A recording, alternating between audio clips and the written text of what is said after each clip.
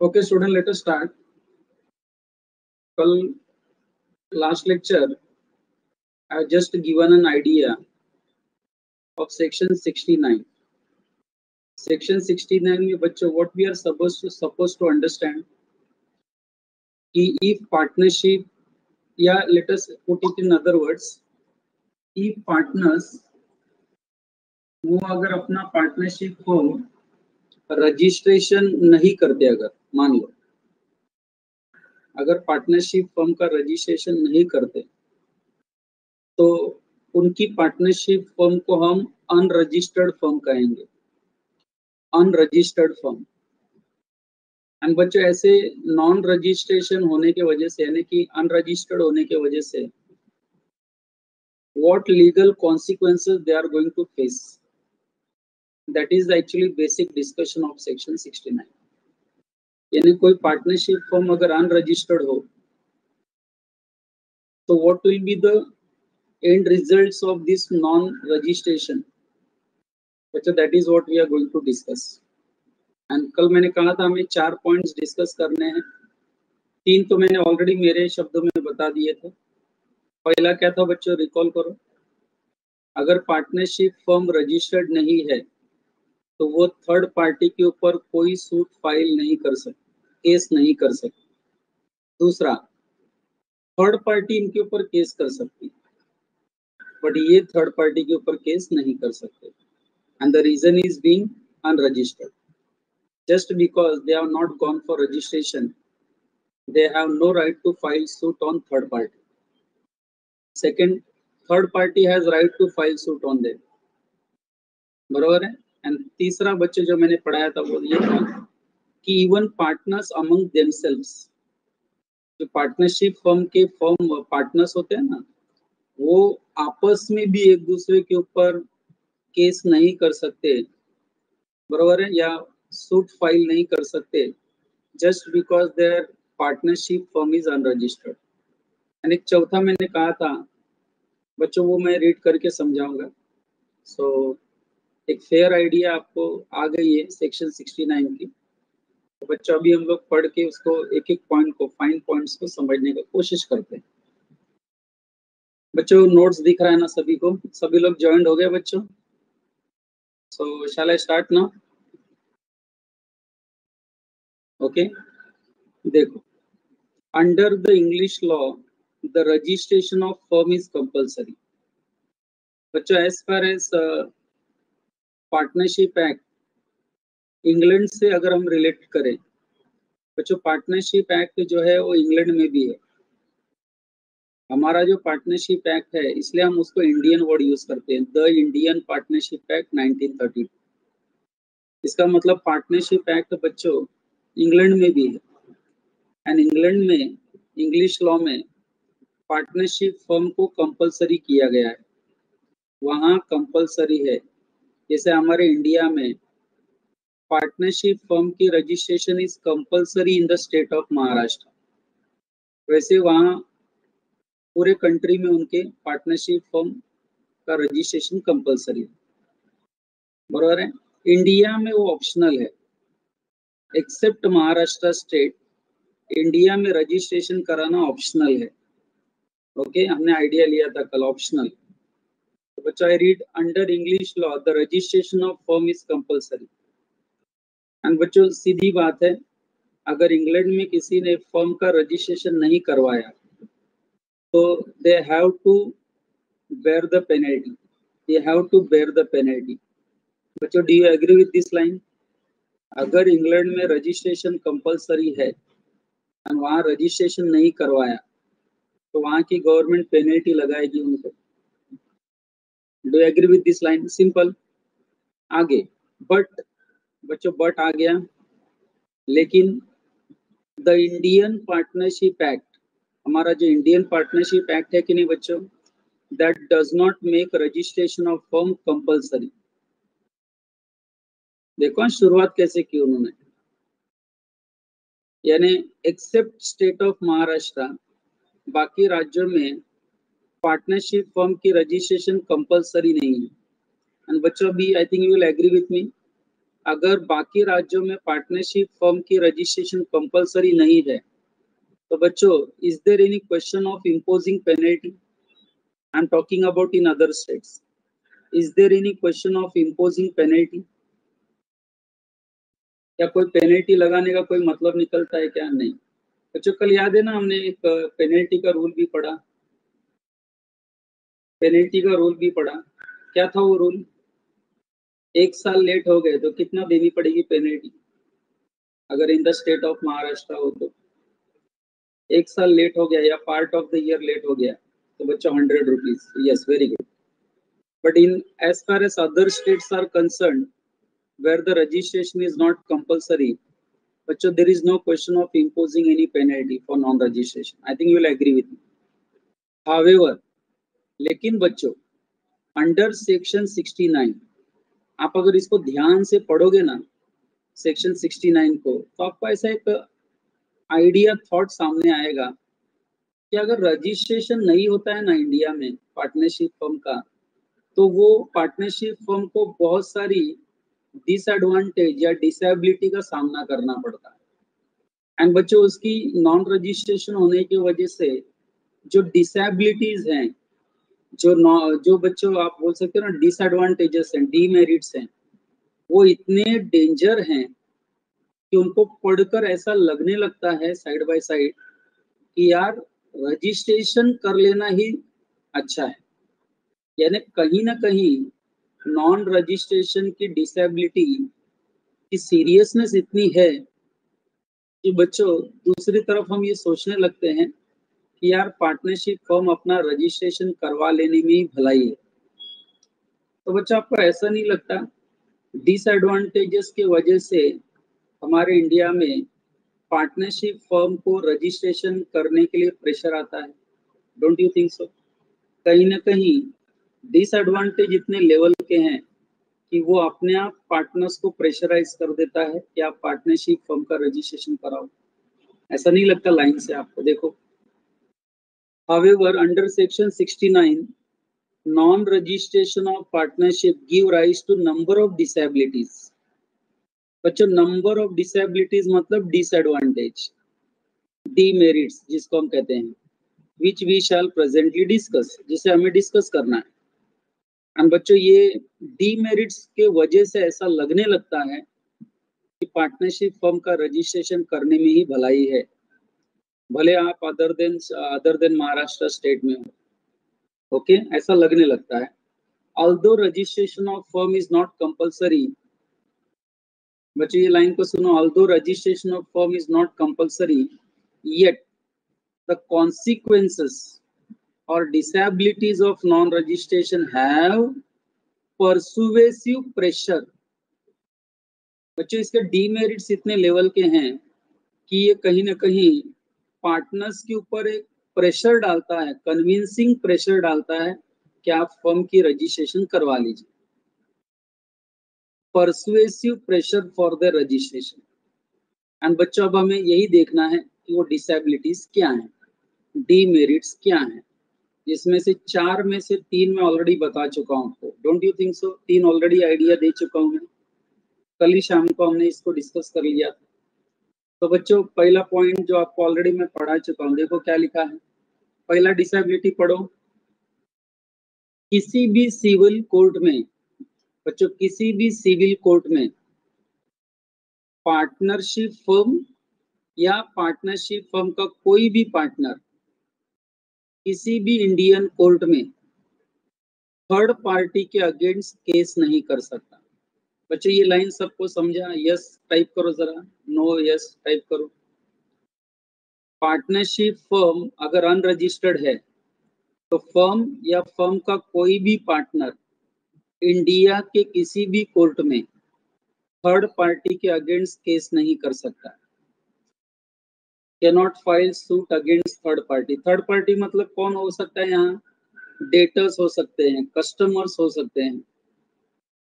कल को हमने किसी को गुड्स बेचा क्रेडिट पर फर्म ने, एंड सामने वाला हमें पेमेंट नहीं कर रहा है, तो क्या हम पेमेंट के लिए उसके ऊपर केस कर सकते हैं? क्या फर्म उस डेटर पर केस कर सकता है for recovery of money?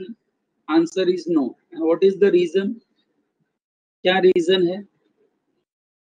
Reason है कि पार्टनरशिप फर्म अनरजिस्टर्ड है। क्या डेंजर बच्चों, क्या सीरियस डिसएडवांटेज है, देखो ना, कि हम थर्ड पार्टी पर केस नहीं कर सकते। थर्ड पार्टी ने अगर ब्रीच ऑफ कॉन्ट्रैक्ट कर दिया तो हम उस ब्रीच ऑफ कॉन्ट्रैक्ट का कोई केस नहीं कर सकते।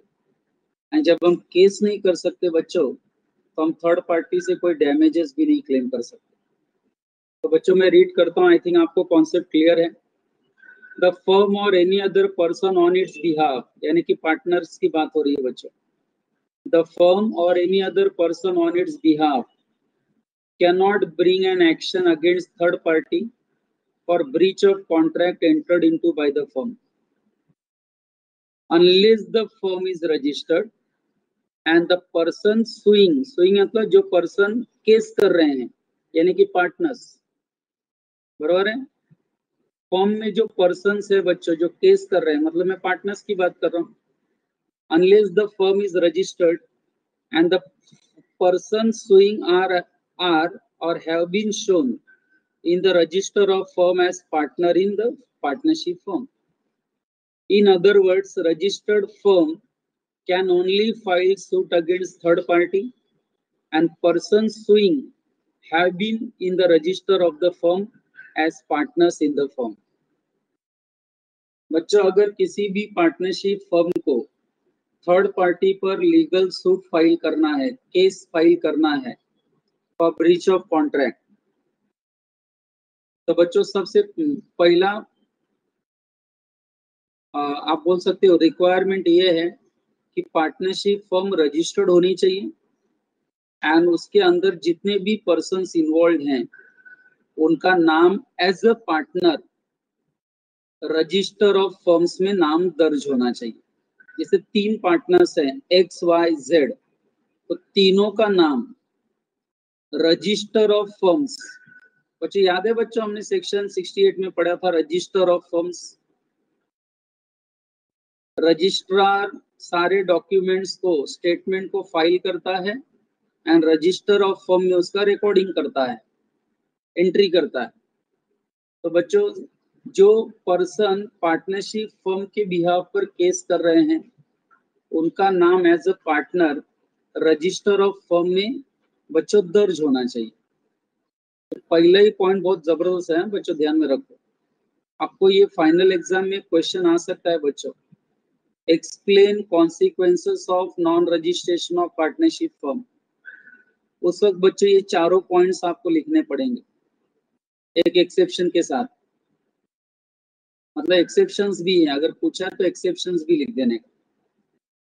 बच्चों जरा यस नो टाइप करो। Have you understood first point everyone?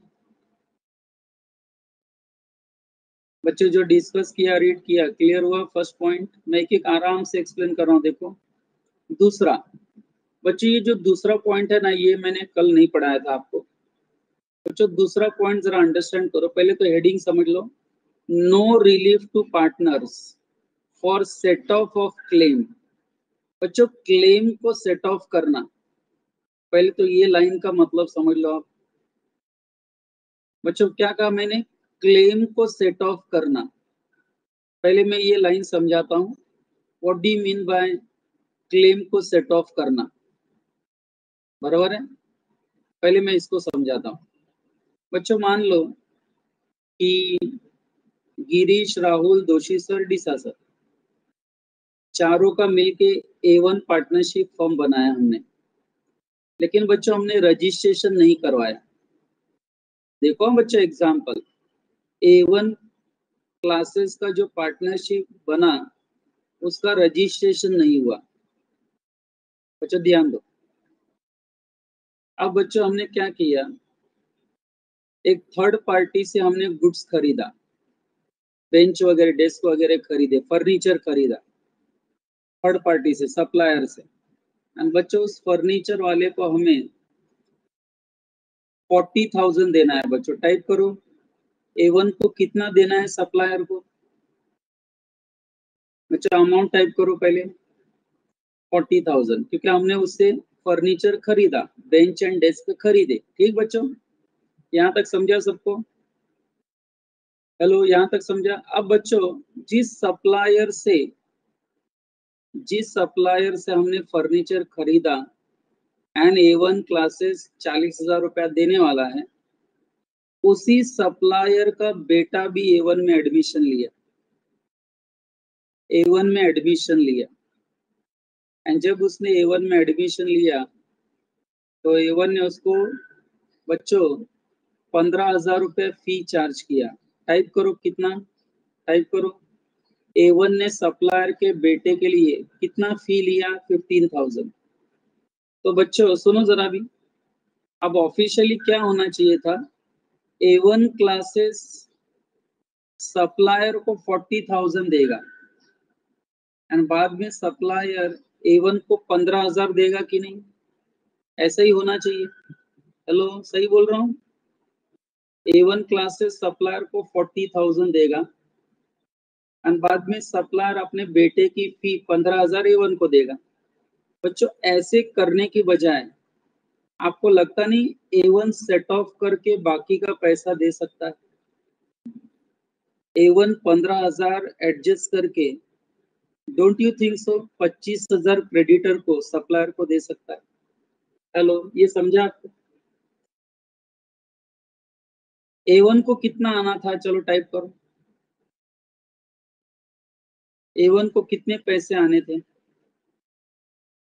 A1 का, अरे A1 को कितने पैसे आने थे बाबा देवांशु? A1 को कितने मिलने वाले थे पैसे? 15,000। अरे पार्थ, 40 क्या है? लाइन आपको समझता नहीं लगता मैंने क्या कहा। मेरे एग्जाम्पल में मैंने पूछा A1 को सप्लायर से कितने पैसे आने के हैं? स्टूडेंट का फी 15,000 आएगा ना? हेलो, अरे यार, लिख के समझाऊं क्या? अच्छा, एंड A1 को देने कितने हैं? आप टाइप करो। हाँ, तो बच्चों आपको ऐसा नहीं लगता A1 15,000 एडजस्ट करके क्रेडिटर को 25,000 देगा सप्लायर को? तो बच्चों अगर 25 देगा तो आपको लगता नहीं क्लेम सेटल हो गया? हेलो, सही है ना? तो A1 क्या करेगा बच्चों? सप्लायर को, फर्नीचर वाले को केवल 25,000 देगा एंड जब सप्लायर पूछेगा 40 क्यों नहीं दिया, तो A1 क्या बोलेगा? 15,000 हमने फी एडजस्ट कर लिया। हेलो, 15,000 फी एडजस्ट कर लिया। इसका मतलब A1 ने अपना क्लेम सेटल कर लिया कि नहीं? सेट ऑफ कर लिया कि नहीं? A1 ने जो 15,000 आने का था क्लेम, वो सेट ऑफ कर लिया कि नहीं against payment? Don't you think so? A1 ने अपना क्लेम 15,000 का सेट ऑफ कर लिया। तो बच्चों भी सेट ऑफ का मतलब समझा? क्लेम को सेट ऑफ करना, ये मीनिंग समझा सबको एग्जाम्पल के जरिए? हरीश्वर बताओ, मेरे एग्जाम्पल में किसने सेट ऑफ क्लेम किया? Sorry, claim set off, claim का सेट ऑफ किसने किया 15,000 का? मेरे एग्जाम्पल में 15,000 का जो क्लेम था उसका सेट ऑफ किसने लिया, एडजस्ट किसने किया?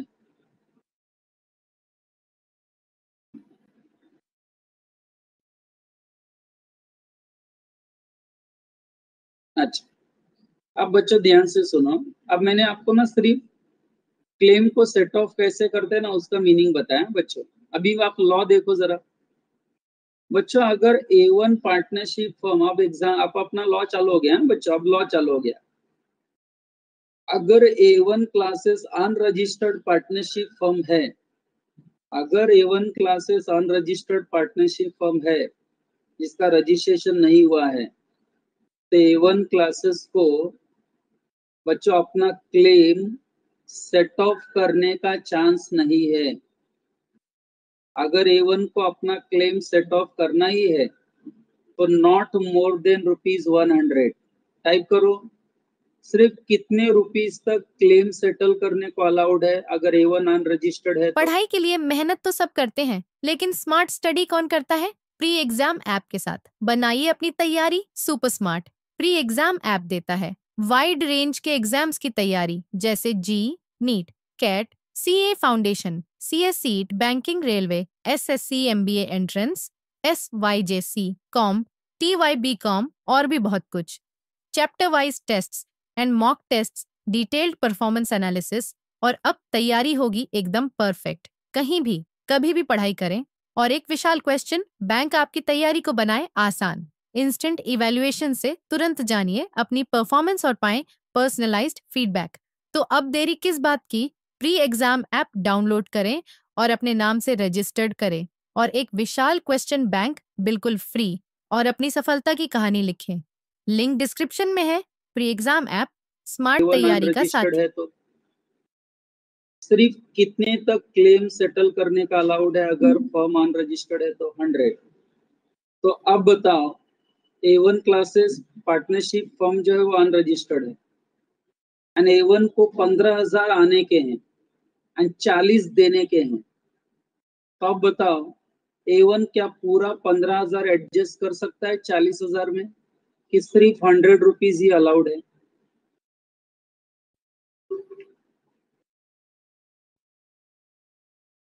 Just because A1 is unregistered firm. क्या A1 क्लासेस जो फर्म अनरजिस्टर्ड है बच्चों can not adjust 15,000? Very good. A1 अपना 15,000 एडजस्ट नहीं कर सकता। A1 केवल 15 में से कितना क्लेम कर सकता है, कितना एडजस्ट कर सकता है बताओ? उससे ज्यादा नहीं। कितना एडजस्ट कर सकता है? ओनली ₹100।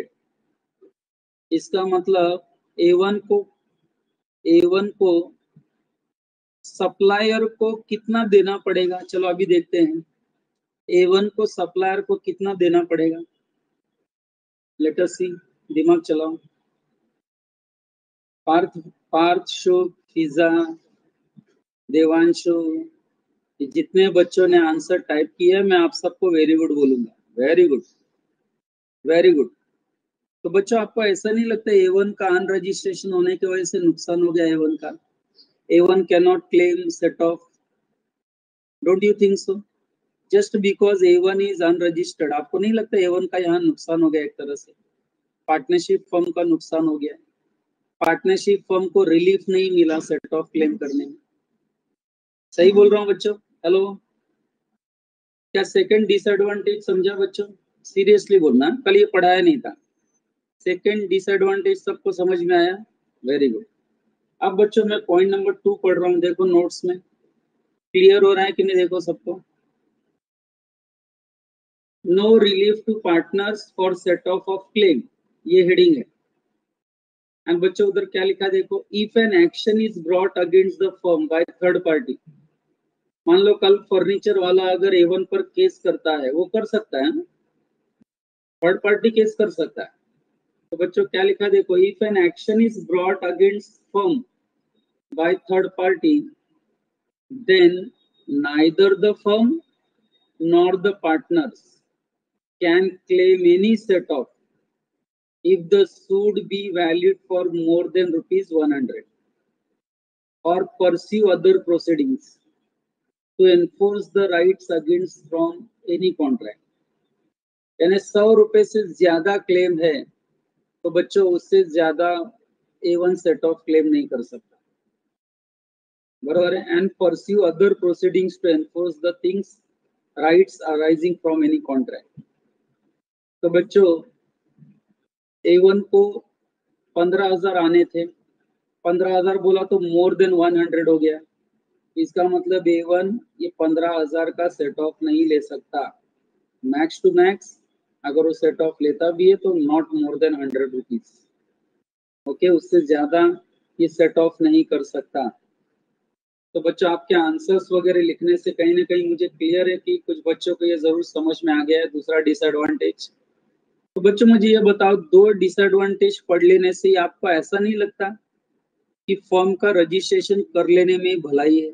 भले ऑप्शनल हो, भले कंपलसरी ना हो, लेकिन ये डिसएडवांटेज पढ़ के आपको ऐसा नहीं लगता कि पार्टनर्स के ऊपर अपने आप दबाव आ जाएगा फर्म को रजिस्ट्रेशन करने का?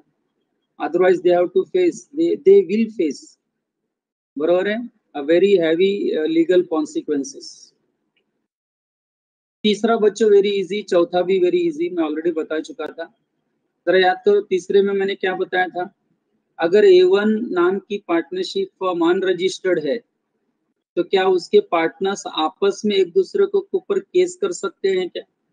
क्या गिरीश सर राहुल सर के ऊपर केस कर सकते हैं?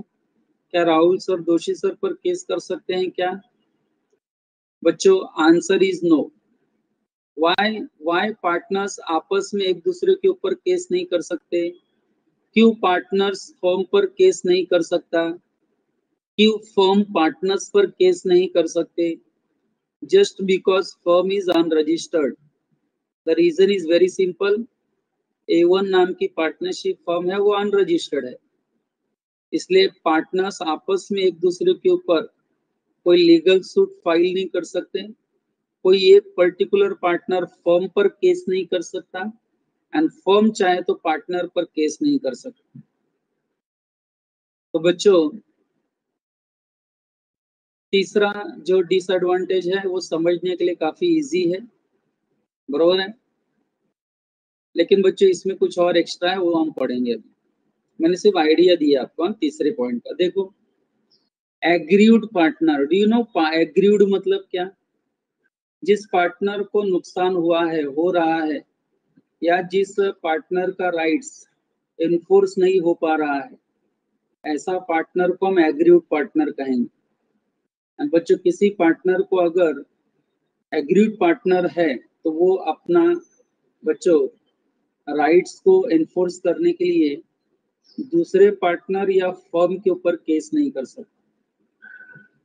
तो बच्चों क्या लिखा है देखो, a partner of an unregistered firm, a partner of an unregistered firm, या पार्टनर का कोई ऑथराइज्ड पर्सन यानी कि एजेंट वगैरह, a partner of an unregistered firm और any other person on his behalf is प्रेक्यूलेटेड।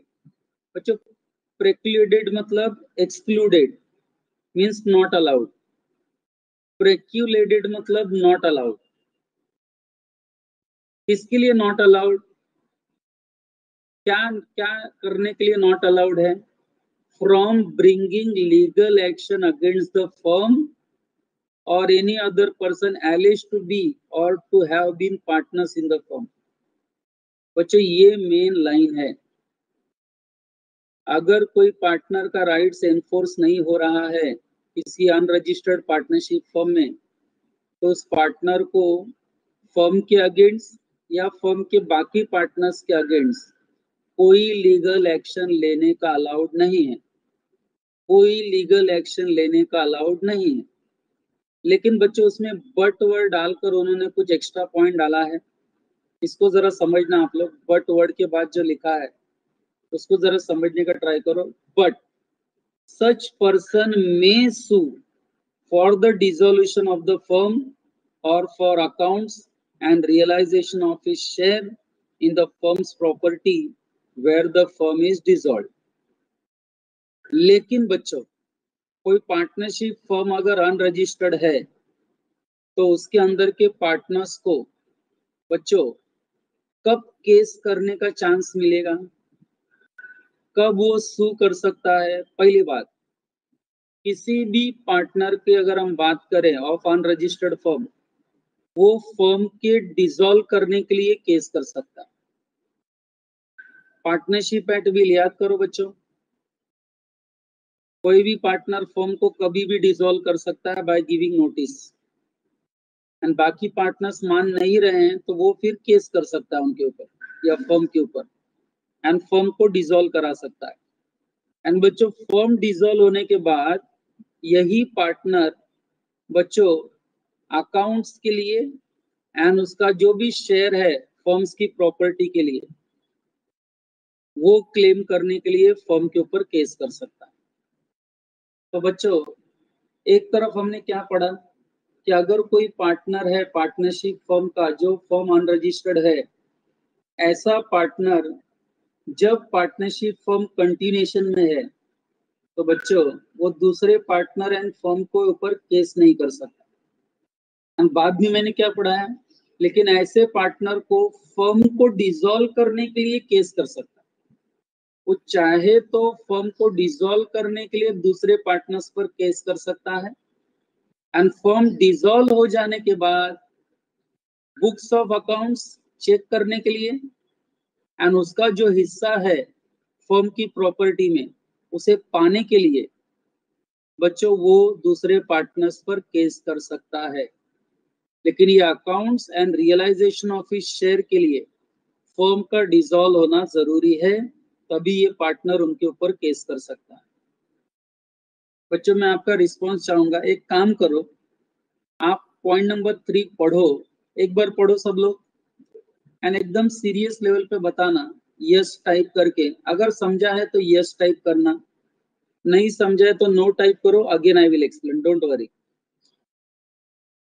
चलो एग्जाम्पल 3 पढ़ो।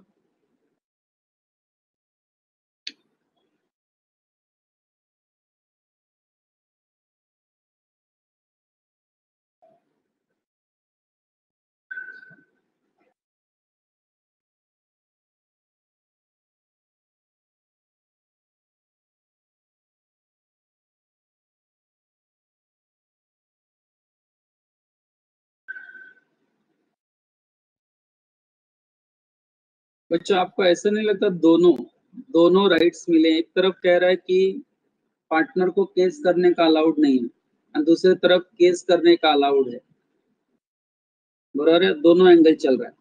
बच्चों मुझे ये बताओ, पार्टनरशिप फर्म जब तक चल रही है और वो फर्म अनरजिस्टर्ड है, क्या पार्टनर फर्म पे एंड दूसरे पार्टनर पर केस कर सकता है? जब तक फर्म चल रही है एंड अनरजिस्टर्ड है? The answer is no. लेकिन ऐसा पार्टनर अगर चाहे तो फर्म को डिसॉल्व करने के लिए एंड डिसॉल्व होने के बाद अकाउंट्स एंड उसका जो शेयर है फर्म की प्रॉपर्टी में उसको रियलाइज करने के लिए केस कर सकते हैं। बच्चों दोनों एंगल सबको समझ में आया? दूसरी बार एक्सप्लेन किया। बच्चे इम्पोर्टेंट है, ओन वर्ड्स में समझ लो ताकि ओन वर्ड्स में लिख सको, बाय हार्ट करने की जरूरत ही नहीं पड़नी चाहिए। एंड चौथा बच्चों the most easy point, tell me, firm third party पर केस नहीं कर सकता, लेकिन थर्ड पार्टी केस कर सकती है अनरजिस्टर्ड फर्म को एंड अपना पूरा रिकवर कर सकती है पैसा। क्या थर्ड पार्टी फर्म पर केस कर सकती है?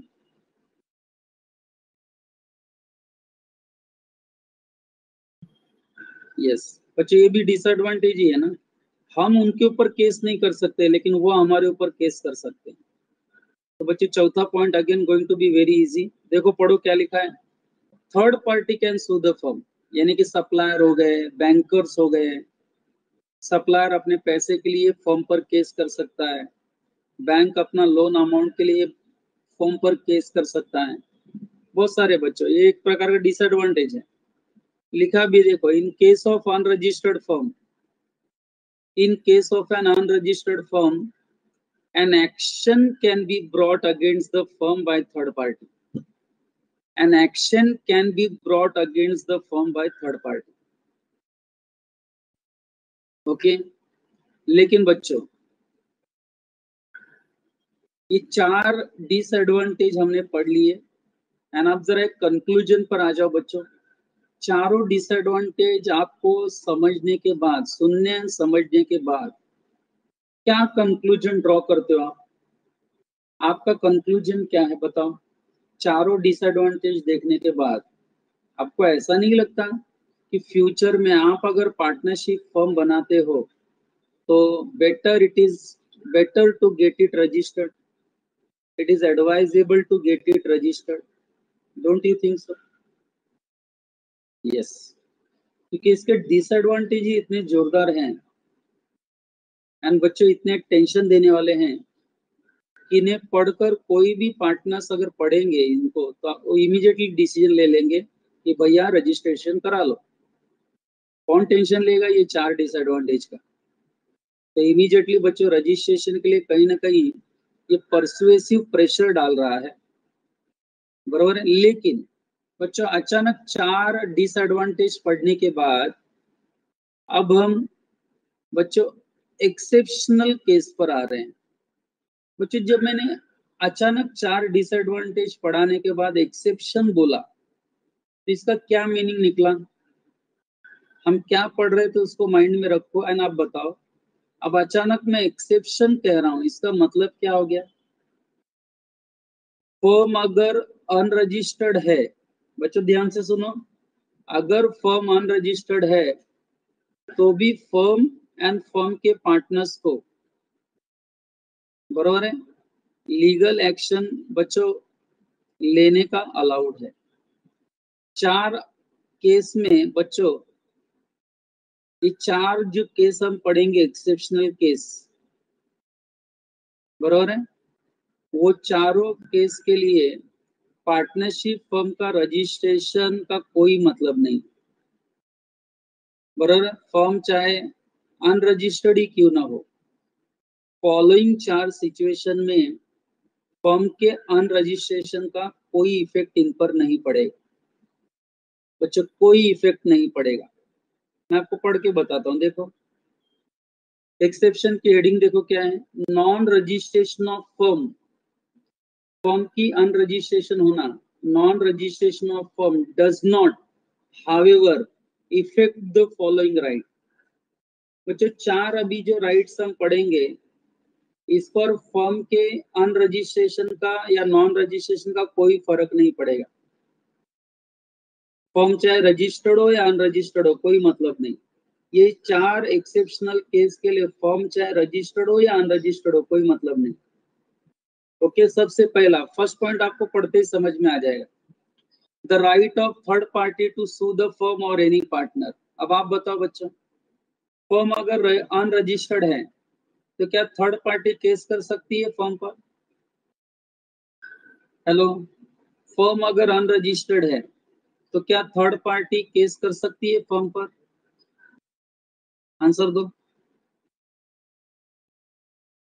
अगर फर्म अनरजिस्टर्ड है तो क्या थर्ड पार्टी अनरजिस्टर्ड फर्म पे केस कर सकती है? हाँ, अब मुझे ये बताओ, सही है। अगर फर्म रजिस्टर्ड होता तो क्या फर्म रजिस्टर्ड होता तो क्या थर्ड पार्टी को केस करने को अलाउड नहीं था क्या? बच्चों अगर पार्टनरशिप फर्म रजिस्टर्ड है तो क्या थर्ड पार्टी केस नहीं कर सकती क्या?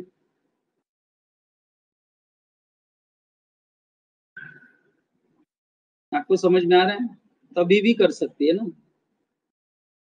तो बच्चों आपको समझा, थर्ड पार्टी का जो राइट है ना फर्म पर केस करने का या पार्टनर्स पर केस करने का, थर्ड पार्टी को जो राइट मिला है ना बच्चों, फर्म के ऊपर केस करने का या पार्टनर्स के ऊपर केस करने का, इस राइट में कोई फर्क नहीं पड़ता है, कोई इफेक्ट नहीं आता है, चाहे फर्म रजिस्टर्ड हो या अनरजिस्टर्ड हो। फर्म अगर रजिस्टर्ड है तो भी थर्ड पार्टी को राइट है उन पे केस करने का, फर्म अगर अनरजिस्टर्ड है तो भी थर्ड पार्टी को राइट है उनके ऊपर केस करने का। अभी समझा बच्चों हम क्या डिस्कस कर रहे हैं?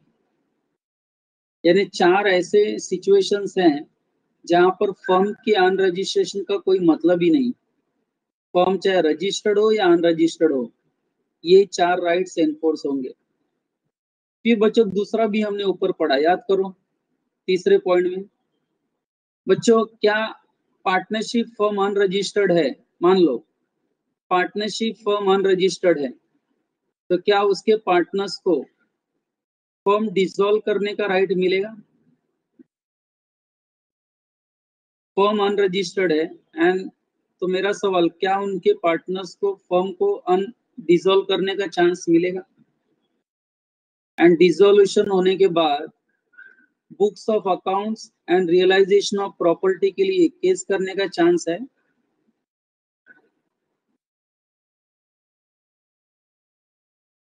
हाँ, अब बच्चों एक और आंसर दो, अगर फर्म रजिस्टर्ड होता तो क्या पार्टनर को ये सब राइट्स नहीं मिलते क्या?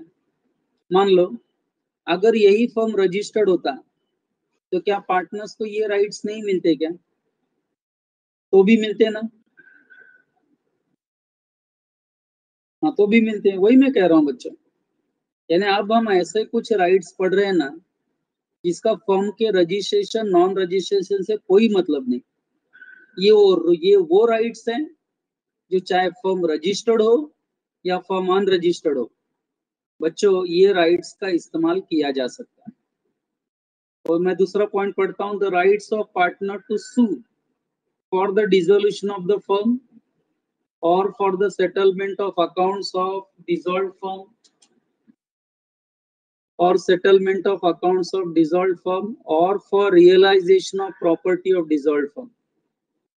ये जो पार्टनर्स का राइट्स है बच्चों, ये उसको मिल के रहेगा चाहे फर्म रजिस्टर्ड हो या अनरजिस्टर्ड हो। तीसरा बच्चों, फर्म के रजिस्ट्रेशन से कोई मतलब नहीं। देखो, the power of an official assignees receiver of the court to release the property of insolvent partner and to bring an action। बच्चों मुझे ये बताओ, कोई पार्टनर इंसॉल्वेंट डिक्लेयर हो जाता है तो आप सबको पता है इंसॉल्वेंट पार्टनर अब आगे कॉन्ट्रैक्ट नहीं कर सकता। सही बोल रहा हूँ बच्चों? कोई भी इंसॉल्वेंट पार्टनर आगे चल के कोई कॉन्ट्रैक्ट कर सकता है क्या? याद करके बताओ, इंडियन कॉन्ट्रैक्ट एक्ट। कोई भी पार्टनर अगर इंसॉल्वेंट हो जाता है तो क्या वो कोई कॉन्ट्रैक्ट कर सकता है? कुछ बाइंग या सेलिंग कर सकता है? कुछ बाइंग या सेलिंग कर सकता है क्या? कोई कॉन्ट्रैक्ट कर सकता है? आंसर दो। इंसॉल्वेंट पर्सन, इंसॉल्वेंट पार्टनर बच्चों कोई केस नहीं कर सकता, आप सबको पता है। इसलिए इंसॉल्वेंट पार्टनर की जगह कोई कॉन्ट्रैक्ट करने का अगर होगा तो वो कौन करेगा कॉन्ट्रैक्ट? फिर इंसॉल्वेंट पर्सन की जगह अगर कुछ कॉन्ट्रैक्ट करना है, बाइंग सेलिंग करना है, तो उसके बिहाफ पर कौन करेगा? इंसॉल्वेंट पर्सन के बिहाफ पर ये काम कौन करेगा? तो आंसर है एक पर्सन जो स्पेशली कोर्ट अपॉइंट करता है, जिसको हम लोग क्या कहते हैं बोलो? ऑफिशियल असाइनी या receiver of the court. Don't you think सो? हमने इंडियन कॉन्ट्रैक्ट एक्ट में पढ़ा था ये। बच्चे, इंसॉल्वेंट पर्सन एसेट प्रॉपर्टी बेच नहीं सकता, लेकिन एसेट प्रॉपर्टी बेचने के लिए इंसॉल्वेंट पर्सन के बिहाफ पर, don't you think so, court appoint कर सकता है एक स्पेशल पर्सन, एंड वो स्पेशल पर्सन इंसॉल्वेंट पर्सन के बिहाफ पर सेल करेगा एसेट्स को। हेलो, पढ़ाया था कि नहीं इंडियन कॉन्ट्रैक्ट एक्ट में? तो बच्चों, वो जो कोर्ट से अपॉइंटेड पर्सन होता है ना, कोर्ट से जो अपॉइंट किया जाता है पर्सन इंसॉल्वेंट पर्सन के बिहाफ पर सेल करने के लिए, उसको हम किस नाम से बुलाएंगे? टाइप करो, आपके पॉइंट नंबर 3 में है। उस स्पेशल पर्सन को नोटरी पब्लिक मत बोलो, उस गवर्नमेंट ऑफिसर को हम किस नाम से बुलाएंगे? या तो ऑफिशियल असाइनी या तो रिसीवर ऑफ कोर्ट। बोलो क्या? ऑफिशियल असाइनी या तो रिसीवर ऑफ द कोर्ट।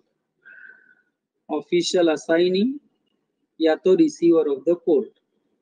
अब बच्चों बताओ, अगर कोई अनरजिस्टर्ड पार्टनरशिप फर्म का कोई पार्टनर इंसॉल्वेंट हो जाता है, अनरजिस्टर्ड पार्टनरशिप फर्म का पार्टनर अगर इंसॉल्वेंट हो जाता है तो उसके बिहाफ पर कौन ट्रांजैक्शन करेगा? टाइप करो। तो उसकी बिहाफ पर बच्चों प्रॉपर्टी को कौन सेल करेगा? इंसॉल्वेंट पर्सन की प्रॉपर्टी कौन सेल करेगा उसके बिहाफ पर? Official assignee. एंड मुझे बताओ, ऑफिशियल असाइनी जब ये काम करेगा तो उसका काम वैलिड होगा कि वॉइड होगा?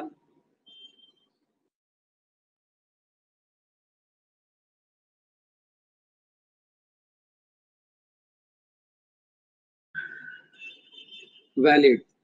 चाहे बच्चों पार्टनर रजिस्टर्ड फर्म का पार्टनर हो या चाहे इंसॉल्वेंट पार्टनर अनरजिस्टर्ड फर्म का पार्टनर हो, बच्चों कोई मतलब नहीं है। इंसॉल्वेंट पार्टनर चाहे रजिस्टर्ड फर्म का हो, इंसॉल्वेंट पार्टनर चाहे अनरजिस्टर्ड फर्म का हो, इससे कोई मतलब नहीं। ऑफिशियल असाइनी को जो पावर कोर्ट के द्वारा दिया गया है सेल करने के लिए, वो पावर में कोई कमी नहीं आएगी, बराबर है। वो पावर में कोई कमी नहीं आएगी, चाहे फर्म रजिस्टर्ड हो या फर्म अनरजिस्टर्ड हो। बच्चों ये वो मैंने ज्यादा टाइम लेके समझाया, जरा यस नो टाइप करो। हैव यू अंडरस्टूड तीसरा एक्सेप्शनल केस जहां पर फर्म की अनरजिस्ट्रेशन का कोई मतलब ही नहीं है, फर्म चाहे रजिस्टर्ड हो या अनरजिस्टर्ड हो, बच्चों ये राइट्स बच्चों कंफर्म रहेंगे ही रहेंगे। अब बच्चों चौथा जो अभी अभी हमने पढ़ा था, बच्चों आपको ऐसा नहीं लगता फर्म चाहे रजिस्टर्ड हो या अनरजिस्टर्ड हो, चलो अनरजिस्टर्ड फर्म बताओ, क्या अनरजिस्टर्ड फर्म अपना क्लेम सेट ऑफ कर सकता है अप टू ₹100?